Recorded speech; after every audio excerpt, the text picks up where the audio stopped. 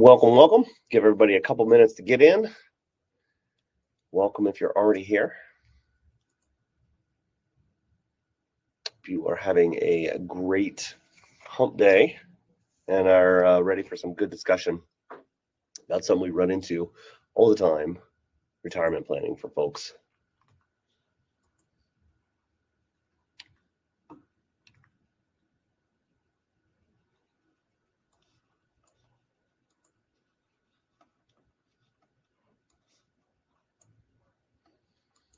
Just another minute or so, we'll get started.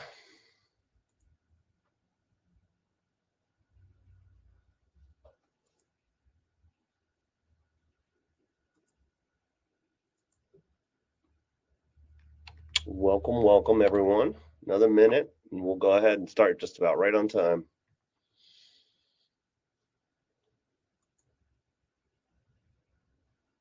Welcome to everyone that's filtering in. As I mentioned, we're going to give it another minute or two just to let people filter in so they don't miss the beginning, even though you will get a recording of this afterwards as well. So I hope you're having a great middle to your week, and we're going to add hopefully something that is of interest and intriguing to you and give you some ideas and maybe avoid some of the pitfalls that we've helped others plan through or that we've just found. All right, so I'm going to go ahead and start firing up my share. Let me share the screen. All right, hopefully everyone can see my screen. So this week, again, thanks for joining us. We are going to talk about those of you that are saving for retirement. A lot of people have saved a lot. I think when we have clients or prospective clients come to us that are thinking about retirement planning, they're getting closer to it and they're not really sure that they've saved enough. But we do find a lot of people that are planning have a lot of times saved more than they need for what they want to do, but they don't feel that way. You probably don't feel that way if you're watching this and you're in that boat. So let's dig in and talk about this and explore it a little bit, and then I'm going to do some a demo to just kind of show you with our financial planning software and how we look at things and help you understand what that looks like, and then what some of the alternatives are and what's so. So I always like these my bottom lines up front. So a lot of people have saved more than they need for retirement and the goals and stuff that they have, but because they were prudent and were good savers, and many times either good investors or got lucky being in some funds that really just took off over time, especially the last 15 years or so. If you got concentrated more in the S&P type funds or the tech growth funds, you've seen great growth, even though you've seen some volatility in the last 5 years. And they have that retirement hesitation because they've been prudent, because they're saving well and doing smart things.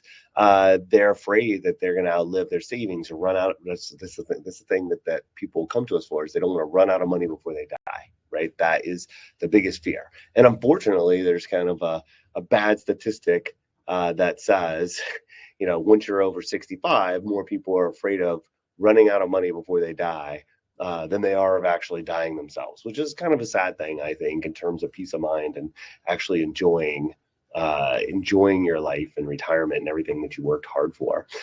So once you do diagnose and understand that for what you want to do, you are optimizing more for inheritance, or sometimes I like to say being the richest person in the graveyard, right?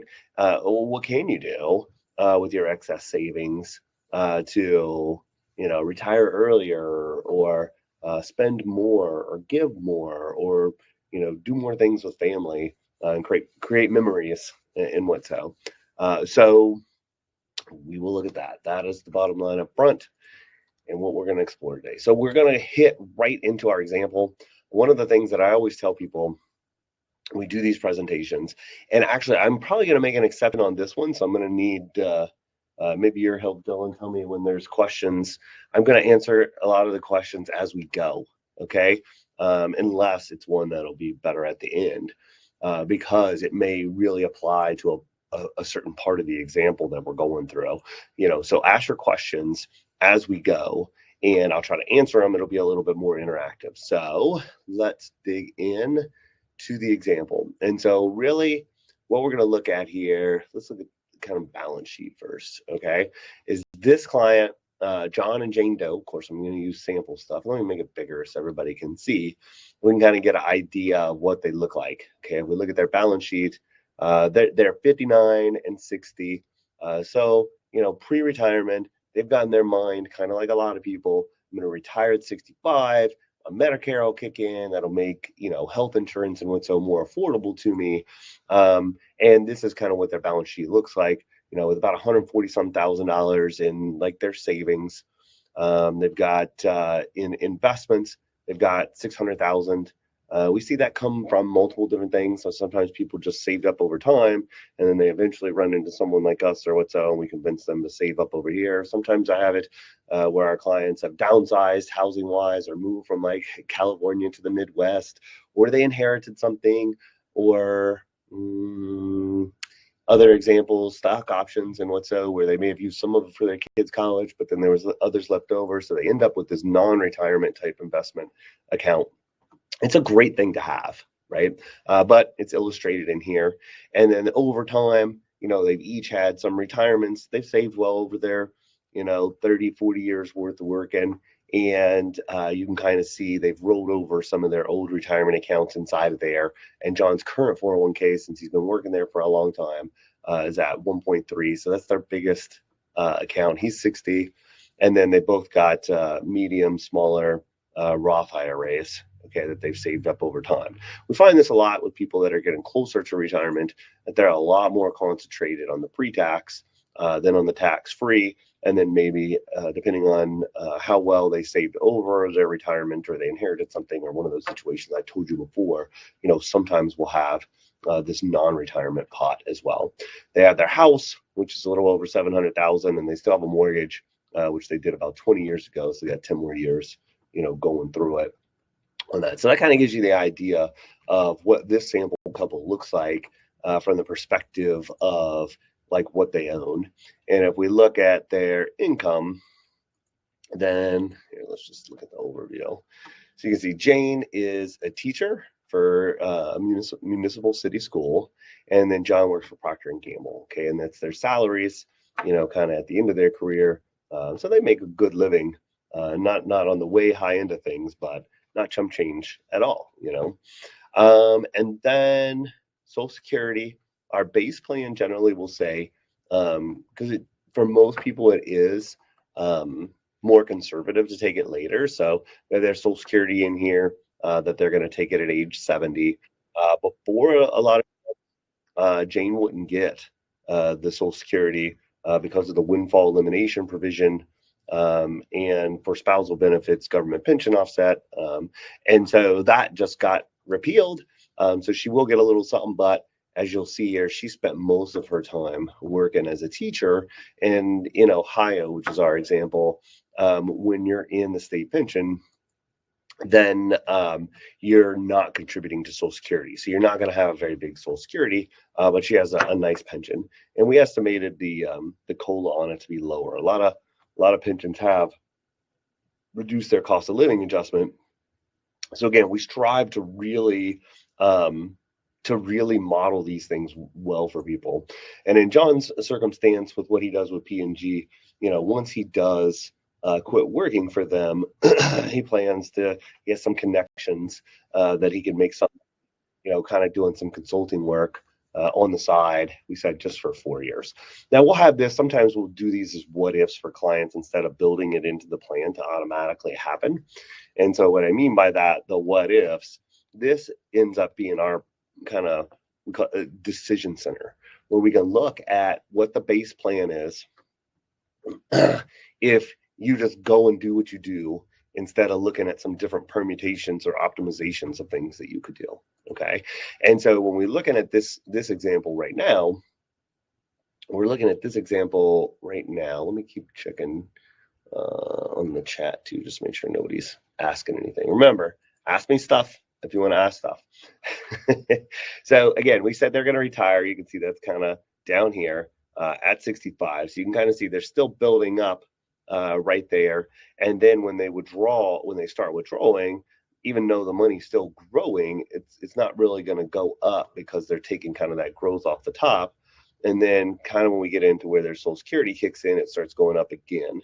And then where you're going to see it starts to go down is when their required minimum distributions hit in. So required minimum distributions basically just say on your pre-tax stuff, once you get over a certain age, right now it just depends on how old you are right now, but it could be anywhere from it's already started to 73 to 75, and it's kind of phasing up kind of how Social Security is. Full retirement age went up from 65 to 67. That is changing in there. So anyways, looking in here, once those RMDs start coming out, the plan assumes that you're going to spend any extra money. And so it's saying that they spend their RMDs. You could save it if you're really penny pinching and on top of it, but I do find a lot of people do spend that.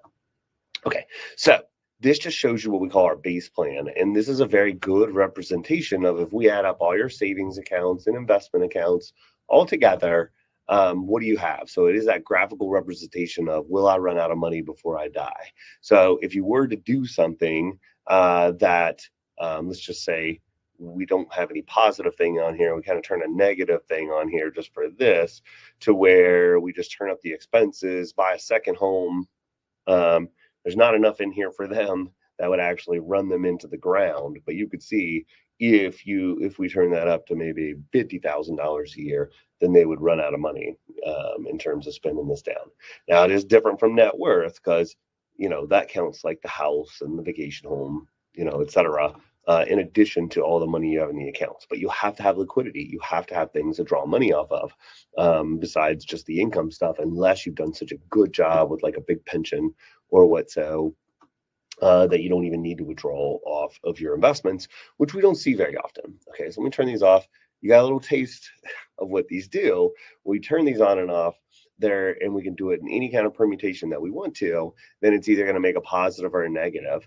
And right now, when we do a base plan, we assume that inflation's 2.5%. And that the rate of return is only kind of what the average investor rate of return was the last 40 or 50 years, which is a little over 4%. Okay, so I know people are like, oh, that's crazy. The S&P did this. And it's like, okay, yeah, lots of different indices did different things, but we just took a big sample of a big population in the United States of people that have more than like $100,000. So what did they actually make after fees, after the things they actually did with their money? And it's a little over 4%.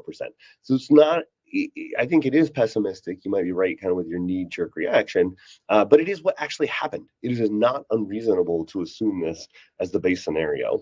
And then if we turn this on, it says, all right, let's turn it up to more idealized rate of return. In our system, it's kind of programmed to, depending on how aggressive or conservative the person is, minus our fees, kind of what we believe they would be able to net if they got a more idealized rate of return. And it's still not that high. So this sample client was set to being moderate aggressive, pre-retirement. And then after they retired, flip into a more moderate stance, kind of 50-50 bonds, like conservative stuff to more growth oriented. So about like bonds to stock, if you're going to keep it real simple. Okay. And that is what, turn that lever on. So instead of it seeing gray and you seeing the negative red, you see the positive green that pops up onto their plan. Okay. So I like you to just kind of understand this graph just to begin with, just so you get the idea of when we're looking at some of these different scenarios, what does it mean, right? How is it affecting the plan positively or negatively? And so in this circumstance, we do a lot of this for our clients, regardless of do they want to, like the title of this presentation, to use their excess, or did they just come to us to make sure that they're safe and to optimize and maximize what they have, regardless if there's just going to be a ton left over in the end. Okay, so we're going to get to some more of these permutations. Secondly, in terms of how you're looking at this, usually I present with it being in present value. What that means is that we already minus out inflation. Okay, if I add back inflation, you can see how much bigger these numbers get. But again, we don't generally think about like money in terms of how much things are going to cost 30 years from now, right? We think about how much stuff costs now. And so if we back inflation back down, this makes it today's dollars. It makes it less funny money. Okay. So, all right, I've given you most of this is how this thing works. This just shows you a linear projection. So it's just kind of like, hey, we're making that 6% every year, but that's not how it's going to happen, right? So if we just look at, historically, getting those returns at like 20, -2, 5, this is more likely. I mean, we don't know what's going to happen, but it's more likely, this is what this person's journey is going to look like, not just a straight up and down like we were looking at before. We can absolutely illustrate that, and we can be more negative about it. We can be more positive about it. Over a long enough period of time, it is okay to look at it like this, okay? Because this just helps you simplify some of the things because there's so many variables, there's so many things to consider so that you can actually make a good decision about the things that you want to turn off and on and implement, okay? A very important part of what we do, and I'm going to show you an alternative to this as well too, kind of later, but this is called a Monte Carlo, and basically, since we don't know what the future is, there are certain things that we can't predict, and you probably know that. That is probably one of the bigger, things that people will raise to us as financial advisors, like, how can you tell me this? You don't know what the future is. I'm like, I'm right. You're right. We don't know what the future is. We know statistically, and we can run lots of permutations, though, if all the variables are right, that we program into the plan and we implement the things that we do here, that to a certain probability, you're going to be in between here and here. So this will do 2 standard deviations. So there's a 95% chance that these clients will be somewhere in between this line. And obviously, the farther we go out, the bigger the spread. Okay. And so one of the biggest things that makes this spread is what we call sequence of return risk, which is kind of what I was showing you before about, how to be more jaggedy. So we know approximately what your average rate of return will be. We just don't know how history or the markets are going to give it to you. Okay. And so if you're on the luckier side of things, the best example I give on that is like, do you retire at the beginning of the 90s, right before kind of the tech bull run, right? You'll be more towards this upper side of the blue side of things. If you retired in like 2007 and you kind of had that lost decade in there, you're going to be more towards the lower side of things. But over a whole like 30-year period or whatever the case, you may have the exact same rate of return when you average out that whole period, but what you experience earlier in your retirement is way more impactful than if you got high rate of returns later on retirement. You'll be back here. So if you got higher returns up here and then lower back here, you're going to be at the high side. If you got lower here and higher here, you're going to be at the lower side. Okay, so that's an oversimplification, but this is important. We don't do the statistics a lot with people because human beings just tend to not like this side of it. But it is important to know that we do it. We pay attention to it for you as financial planners and advisors to kind of really know what the real risk is and what the probabilities are. So again, there's lots of different ways we can look at this and we can drill down to individual things. Most of our clients make their decisions based off of this. And this is useful, especially when people, again, this is the higher level. We can have a detailed one, but this is also very useful just to practically see, okay, like where's my money going to come from that I'm going to live off of, right? And so this medium blue is just saying, hey, that's earned income. That's money I'm making. Light blue can be pension. It can be that consulting income. So like qualified business income. It could be rental income from a rental property. They're just going to put that all into other. And then the yellow is going to be where you have to take withdrawals out of your accounts to make your income, to make things live. And then the orange are the RMDs, those required minimum distributions you have to take when you hit a certain age. So for this couple, it's 75. See, they're young enough to where they're going to hit the inside of that. And then the dark blue is where the Social Security is kicking in and paying out. So very interesting, right? Now, let's go back to our main view. And again, throw your questions in if you want to ask questions, and I'll hit them as we go. So we're looking at this. I do think that if this person does or this couple does a good job, they can absolutely hit the default rate of return that's higher inside of there. Now, whenever we turn a lot of things on, especially if they want to push the pedal more to retire earlier or to spend more or to buy something extra, we like to turn it off just to see if it breaks the plan on the pessimistic side. Okay, and so let's say for this person, this is a very common thing that we get from people that are closer to retirement, is that they're just going to retire at 65, but invariably there's usually at least one of the couple that's unhappy. They're unhappy that they're working, or they're unhappy that their spouse is like spending tons of time working, and they're just like, hey, if it's what we got to do, it's what we got to do, right? This is life. But what if you don't? What if you don't have to do that? What if it's not necessary? So this, now again, we can change the date however we want, but this one I went to the extreme and just said, finish out this year and be retired. Retire next year. And so it made them the same age. We could bring them both back to here. But you could see in this example, when we did that, even when they get that good rate of return, this still works. And like, you'll see how much it minuses from their net worth. And I think right now it's just set to age 90. Okay, we could set it all the way to age 100. We like to plan for 100. But right now you can kind of see if they were to do that, they lose $1 million from their net worth by doing that. But heck, in today's dollars, they still have $4 million of net worth left over. And in their investment accounts, they still have more than how much when they started retirement in today's dollars, right? So that's absolutely doable.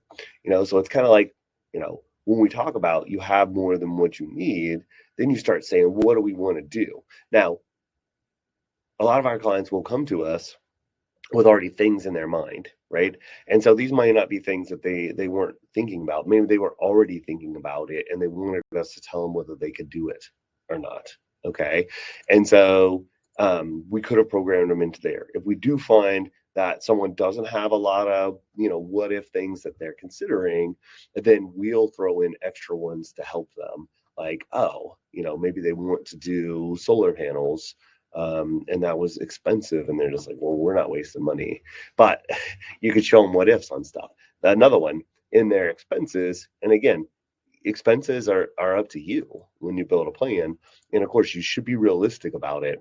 And it can get complex, but you can see inside of here, their expenses, are built out, and, pretty significant inside of here and nice and broken apart into pieces. But their travel right now is $6,000 per year, which is, that's not chump change, but that's definitely not living high on the horse, especially for two people.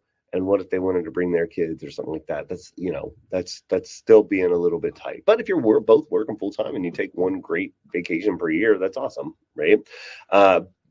In the plan, though, we said, all right, what if after you're both retired, you turn it up to 20, so add 20 more. So it'd be $26,000 per year, pretty much from 2027 all the way out to 2045. So like 18 years of spending that extra money.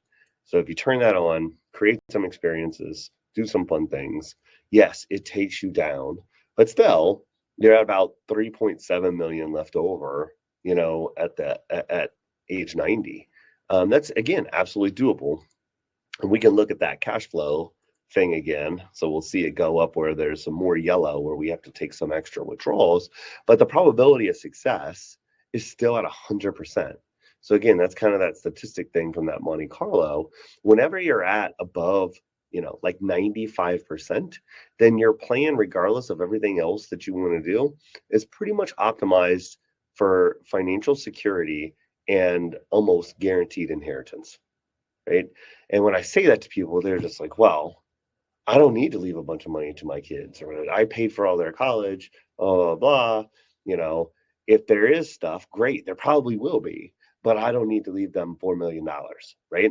And so if you're at 100%, that's pretty much what you're doing, okay? So it is an interesting flip around on the paradigm, from when they come in being afraid they're going to run out of money to a lot of times realizing that they are inadvertently optimizing to just leave a big inheritance. Okay. And there was very little probability that they would ever run out of money. Okay. So let's flip back to our main view right here. And again, throw those questions in if you got them. And so we added these two things on there. They're still at 100%, right? So if we went ahead and said, all right, let's throw a second house in there. So if they did that, their cash flow can support that. But now you can see we're starting to put weight on the plan. It is immediately going down and then staying down. So this starts to get more dangerous. The more you weigh it down, especially if there's a dip and then it comes back, because depending on your sequence of return, like we talked about before, it could belly out, okay? And you could run out of money or liquidity. Now, of course, if you're willing to pull emergency levers and stuff, there's always the ability, to use, let's say we bought that second house, and let's look at, when they're age 70 under this scenario. So we're looking at the future of their balance sheet, doing those things I turned on. Okay. So now they've got two properties that are worth about 1.9 almost $1 million, and they only owe about 471. So when we bought that vacation home, we got a mortgage on it. Okay. And so they have $1.5 million in equity here. So if they were to get close to bellying out, then they'd either need to sell this or maybe refinance and cash out and have some money to use so that they don't belly out. You have to use a little bit more innovative, for a lot of people less comfortable, because they kind of want most of their stuff paid down when they're retired. But again, you got to kind of do what you're going to do. And the more you push the pedal, the more that things don't go your way and you pushed it too far, you may have to rethink and replan. And not that you can't make it, you probably absolutely can, but you may have to improvise. Okay. And so now you can see with this, we're starting to push it down to 91%. So you can see how that bottom line is getting closer. Okay. So 95% of the time it's going to be within here, but there's still some of the time where it could belly out down here. That's why it's at 91. But 91 is still really good. Okay. I tell people that are optimizing more for like enjoying their life and doing things with their money and not for inheritance, you want to probably get somewhere, depending on your level of kind of planning risk, not investment risk, but the planning risk, which in this scenario, your bigger risks are inflation and longevity. The longer you live, and the more inflation is, then those are bigger risks than the investment risks of how much your accounts will go up and down in the short term. But you want to be somewhere between, probably 85 to 90%. Okay, so still towards the higher side of things, but you're probably you're using your assets more, and that's exactly what the title of this webinar is about, is using your things to do things that make you happy, that make your family happy, that are meaningful, and not just being the richest person in the graveyard. Hey, if it makes you happy to have done that in the end, it's your stuff, right? You worked hard for it. You can absolutely do that, but I don't think a lot of people intentionally do that. Okay, so now we can look at some other things that, instead of just spending more, you could say, what are different things that I could do to optimize?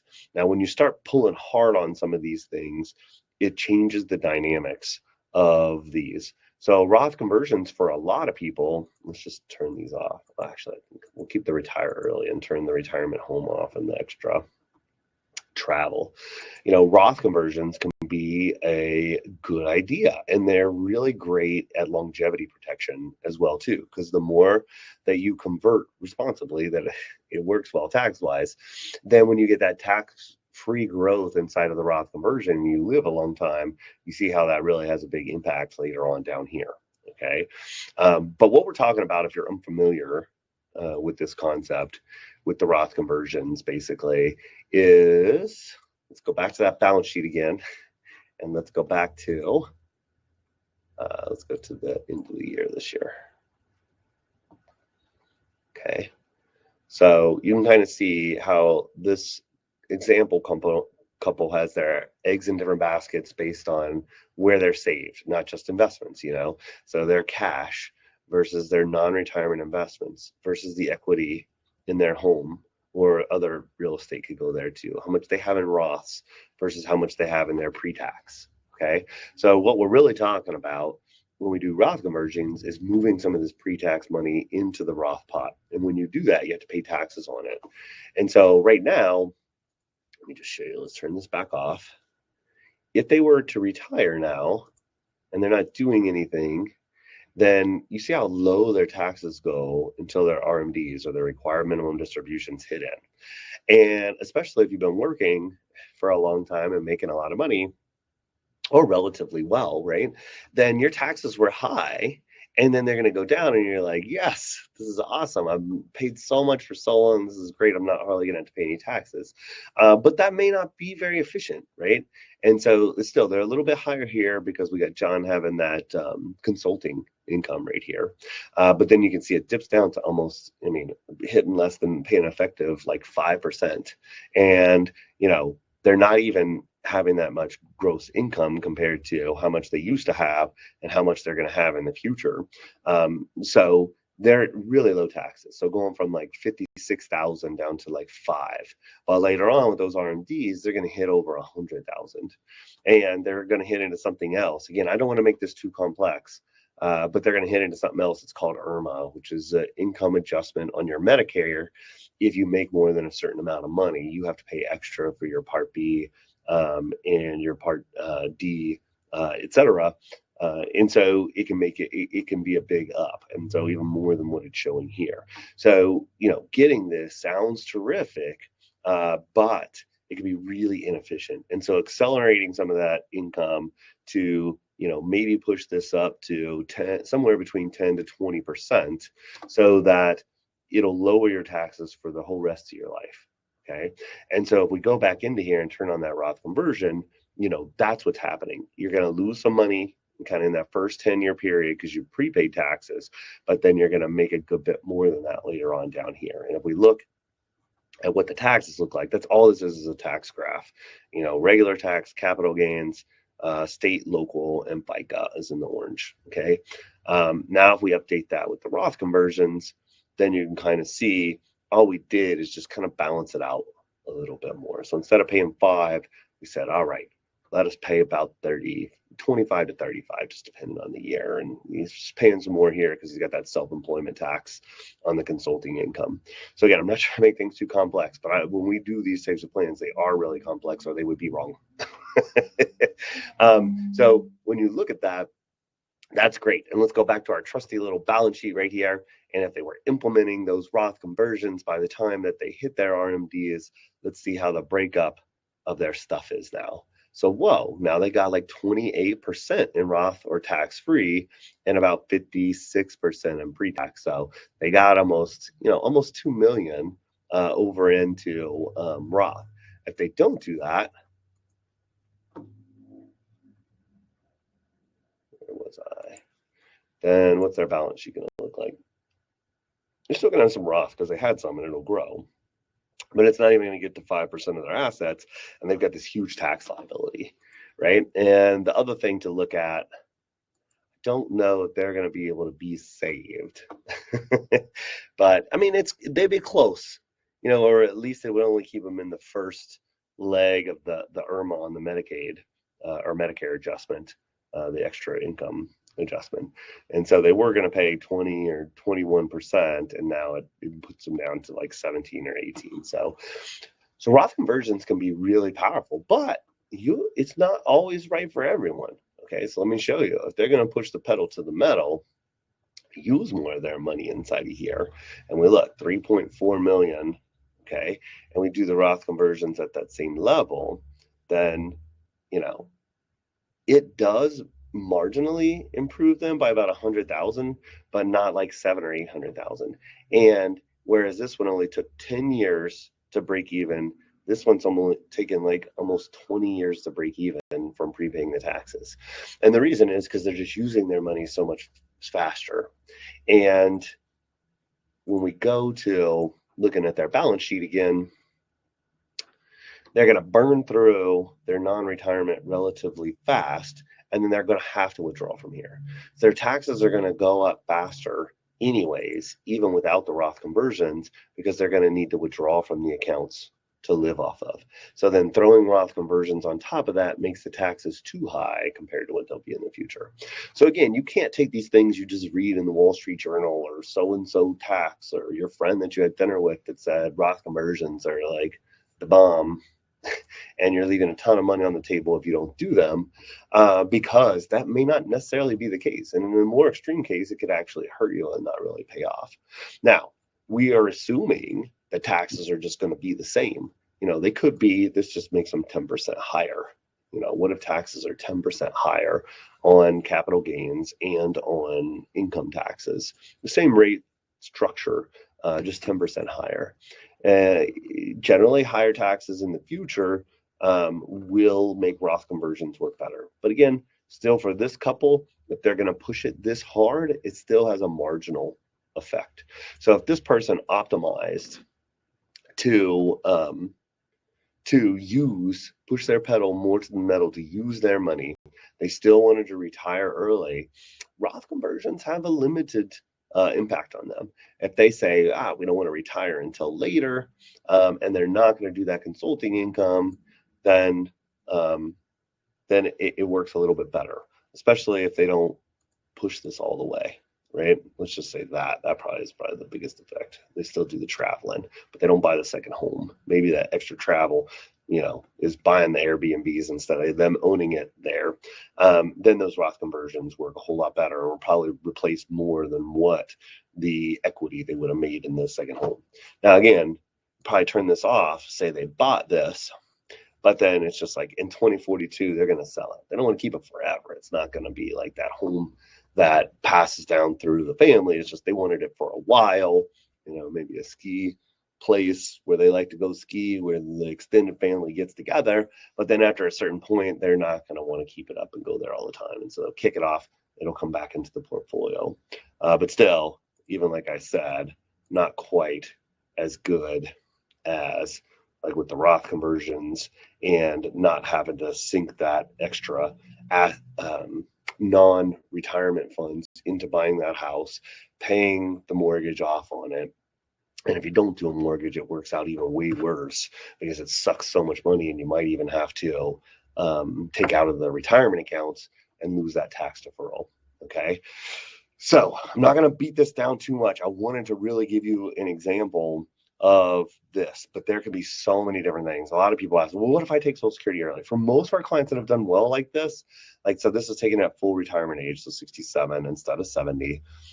You can see it makes a marginal difference, but it's not huge. It's not even a couple 3% swing to the change of their plan. So we find much more practical implementation. Let's see. We got one. Okay. Got a question. Yes. Good job. Keep throwing them. Do you feel like it's part of the job of an advisor to help affluent clients find greater fulfillment in retirement using their wealth rather than simply accumulating the most money? I would say yes and no. So our job is to help people do the best and optimize what they have for what they want. And I think just like we're having this discussion, a lot of people are not even thinking about this paradigm, right? That they could do more or something different than just doing what they're doing, retiring, optimizing, living on the expenses that they need to do the things that they want to, and accumulating. If we show them that and they want to explore things and us to help them do that, and it does make them more fulfilled, then absolutely, that's our job. That's what people pay us for. If we show them some of those things and they're just like, I just don't know that it's worth it because I don't know that I really want to do this and take care of this, and it would stress me out and it doesn't make me happy, then, it's not our job to push people that way either. It's our job to give people options and to show them paths, sometimes to open their mind. And then based on what they want to do, then we kind of sit in the chair beside them or try to look through, walk a mile in their shoes and think about how to optimize things for how they want it, right? So I hope I answered that question well for you. And half the reason I do this is because I I'll show people all kinds of different permutations, even clients, and try to think about things that they might like and put in what ifs in here, even if they didn't tell us. Because, sometimes these can get really short if we just do what the ideas of clients, because we'll say, you have any other ideas or any goals or anything you'd like to consider? And most of the time it's like, no, can't think of anything. And so sometimes you just got to give people options to look at. And most of the time they're like, no, no, no, that was cool to see, or I might think about that later. But again, you plant seeds, and then sometimes over time clients will come in and then throw something way more zany than I thought. Like, hey, let's think about doing this. I'm like, that's a great idea. Okay. Okay. So again, throw your questions in there. If you got them. So I wanted to show you another kind of perspective before I move back to my slideshow. So we probably have like 6 or 7 different planning softwares. The one we were doing before is kind of our more flagship financial planning software from eMoney, where we do most of our cash flow planning. This is another one that we use. It's somewhat cash flow oriented, somewhat goal, but we use it more of a different paradigm rather than looking at Monte Carlo. And so it gives you some cool, even let me make it bigger, visual representation. So you can see, this family with what their expenses are and liabilities and assets and income and insurance. And we can pick any year that we want to in here to kind of see where things would be. And how old they would be. We can say we don't want it that simple. Let us see a little bit more detail. We could say, let me see a lot of detail of where all the accounts are and taxes and the breakdown of everything. And so you could see that as well. We could go up to, this one is that alternative to that Monte Carlo. And I do find some people really like this because it does fit within people's paradigms of what they thought retirement was. And that is, I did all this, I got my Social Security, my wife's got her pension, and we saved up all this money. How much can we spend? And the other software is more, you tell us what you want to do with your life, how much you spend now versus how much is going to change when you retire. And then all these what ifs of the goals, we'll calculate how much that costs, how much the taxes will be from optimally retiring from the accounts, and then we'll tell you if it's good or not. Right? This one kind of goes the opposite way and just says, hey, based on everything you told us, you could spend, this much, $18,900 per year or per month. Okay. And if the markets go up and hit this top bracket, we'll increase your paycheck to $20,300. However, if we're going to do that, if the markets go down to this, we got to reduce the paycheck to this. Okay. And so then it's just kind of almost like a deal with yourself of saying, and you can move the bar. You could say, I want to be really safe so that there's a way less chance that I would ever have to reduce. But instead, you might have to reduce that monthly payment, by $800 per month, like 7% or something like that. Okay. But if it goes up to there, then you can increase it, right? Or you could be more aggressive and say, I really like to spend more, but if we're unlucky with the markets, then we'll turn it down. It's not a big deal to me, right? And so you could see in this, it's like, all right, if it goes down to 2.2 and some change, we got to lower to 1850, but we can start with 19,500. If it goes up to 3.15, then we get a raise, right? And then we can look at, we could do all kinds of different historical contexts. Again, we're going too long, but you can kind of see where things would have hit and gone up or down. And let's see, that's not the one I like. Oh no, that's going to take too long to run. Let me go back.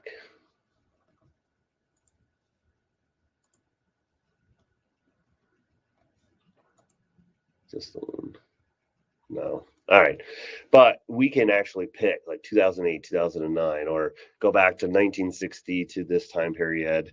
And you can see different time periods where it would have hit for a raise and where it would have been a down. Or if you're way on the conservative, you go through that and you're like, wow, there were 2 recessions in that 30, like big recessions in that 35-year period. And I wouldn't have had to take a cut. That's pretty cool. But on the aggressive side, you might have had 2 cuts and 4 raises. So it's up to you. So again, I do like this, and there's different things we can do in terms of, optimizing for taxes and how does that change the tax-free withdrawal rate, et cetera, inside of there. But I did want to give you a sample of this in terms of some of the things that you can think about and what planning is good for more than just optimizing to not run out of money before you die. That's a very important thing. That's table stakes. You do not want to run out of money before you die. But hopefully that gives you some food for thought. We're going to move along here. And I'm going to get to some more questions. So throw some more questions in there. If not, I may go through a couple more examples of just things that that you might consider. Like we said, some of the ideas of what you could do if you're going to be that richest person in the graveyard if you don't do anything else. So first of all, check out our website if you think you might need some help. We'd love to help you. There are lots of great, financial planner advisors out there. We got a lot of good reviews from a lot of the great people we've had the honor to help with their planning and retirement and taxes, et cetera. And we put them up there so you can check them out. They're generally all through Google reviews. And then, just a little bit about us. I always like to plug us a little bit. It's half the reason I do this beyond just sharing some knowledge with everyone. We do a lot of the traditional stuff that most advisory firms do, investments and retirement planning and estate planning and charitable and special needs, et cetera. But we also do more than that. We take a full net worth approach to helping our clients. So we help our clients with their cash management and guaranteed type stuff and helping them get a higher interest from the bank and less spreads and pay less interest when they borrow. It's the liability management, and we monitor that. We have a cool software for that as well too.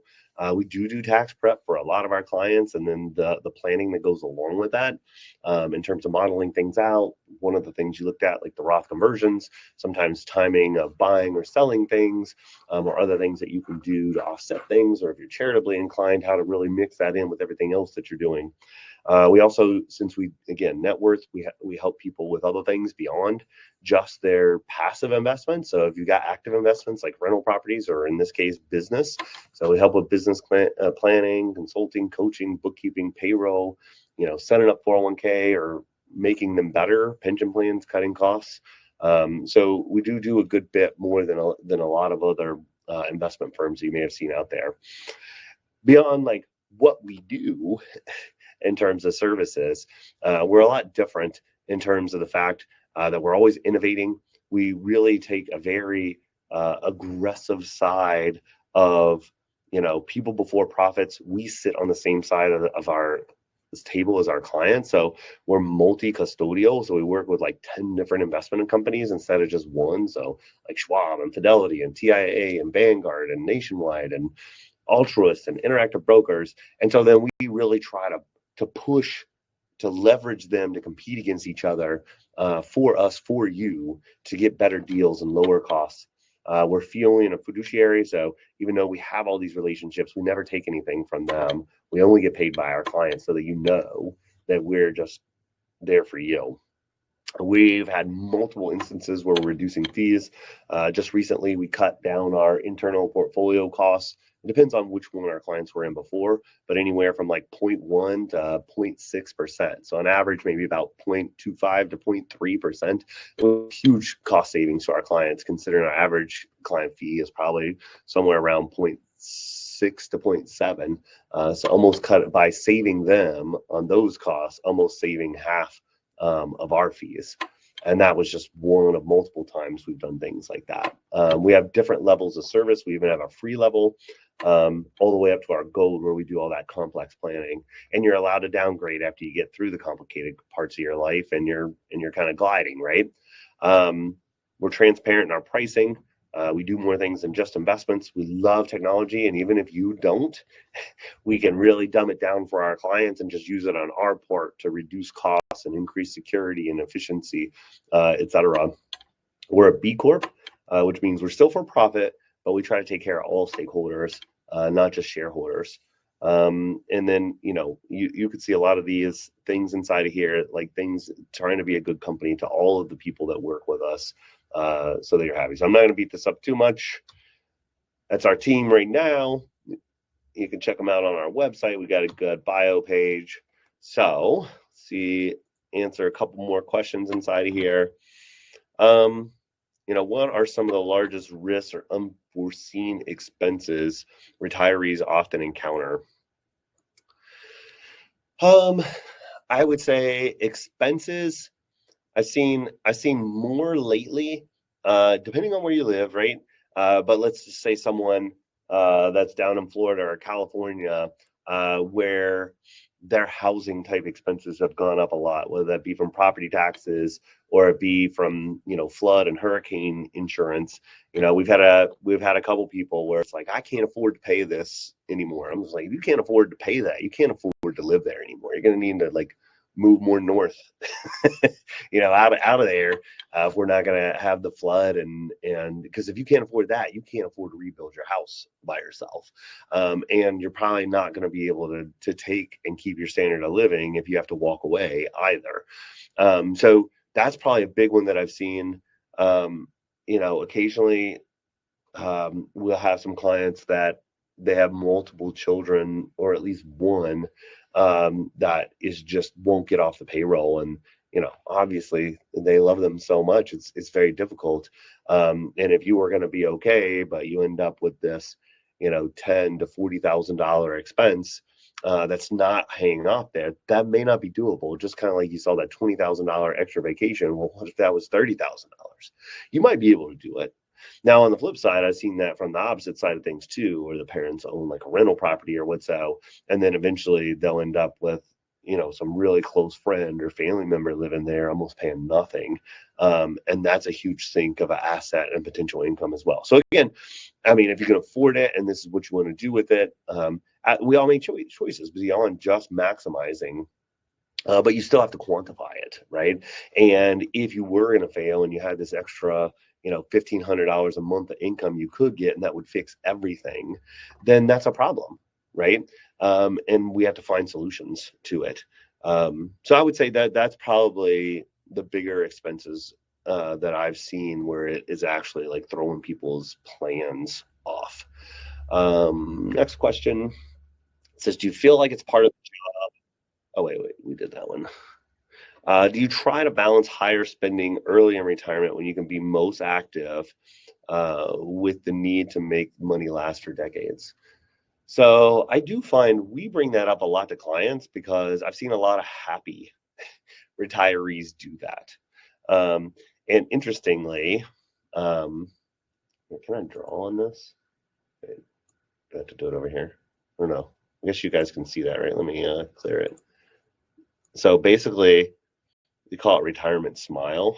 Well, that's probably too much, but basically you will see in the beginning part of retirement, expenses go up because people do more of the hobby stuff that they like. They'll travel more, they might help their kids when they think it makes a bigger difference in their life, or whatever the case. And so the expenses go up, and maybe it's up for a while longer before it dips down and then comes back.